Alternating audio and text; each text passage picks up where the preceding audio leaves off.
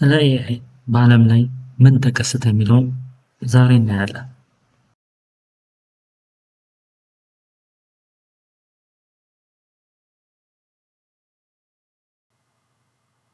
ሰላም፣ ዛሬ የምናየው በዓለም ላይ ምን አይነት አዳዲስ ዜናዎች አሉ የሚለውን እናያለን። ስለ ኤአይን በተመለከተ እና አንድ 4-5 ሚኒቱን እናያለን።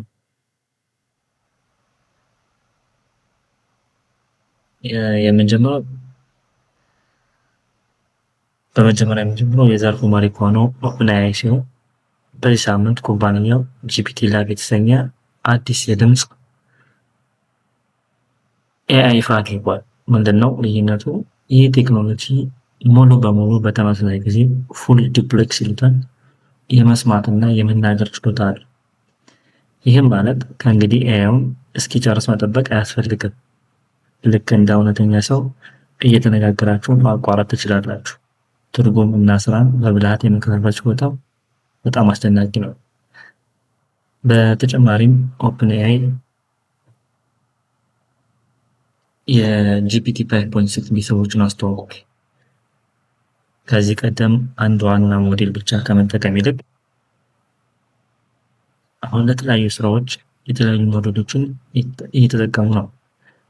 ለምሳሌ እንደነ ሶል ከፍተኛ ጥያቄ ለሚበዛባቸው ስራዎች፣ እንደ ቴራ ያሉ ደግሞ ለአፈጻጸምና ለዋጋ ሚዛን የሚሆኑ፣ ሉና ለፈጣንና ቀልጣፋ ስራዎች።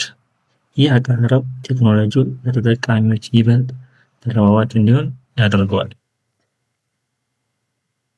ሌላው ወደ ፕሮግራሚንግ ስንገባ ወደ ፕሮግራሚንግ እና ዲጂታል መሰረት ልማት ስንመጣ ደግሞ ሚስትራል ኩባንያ ሊንክስትራል 1.5 የተሰኘውን አዲስ ኤአይ ለቋል። ይህ ሞዴል ኮድ ለሚጽፉ ሰዎች፣ ኮድ ለሚያደርጉ ሰዎች ትልቅ እፎይታ ነው። በቀጥታ ኮድ ከመጻፍ ባለፈ ሊንክ ፎርም በመጠቀም የጻፉት ኮድ ደህንነቱ የተጠበቀ እና በትክክል የሚሰራ መሆኑን በሂሳባዊ ማስረጃ ያረጋግጥልዎታል። ያው ሎጂካል ነገር ማለት ነው።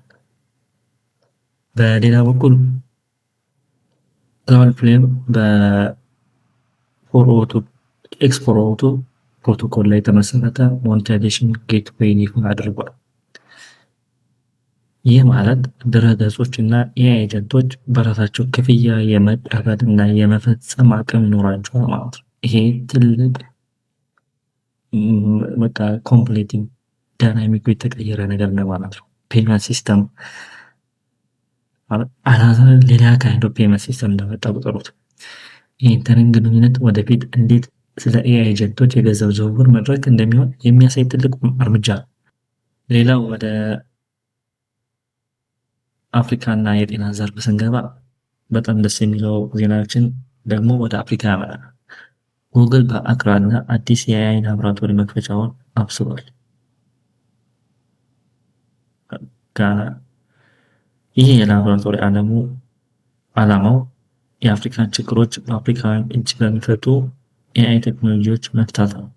ለአካባቢ ተመራማሪዎች እና ስራ ፈጣሪዎች የቴክኒክ ድጋፍ ይሰጣል። በሌላ ዜና ደግሞ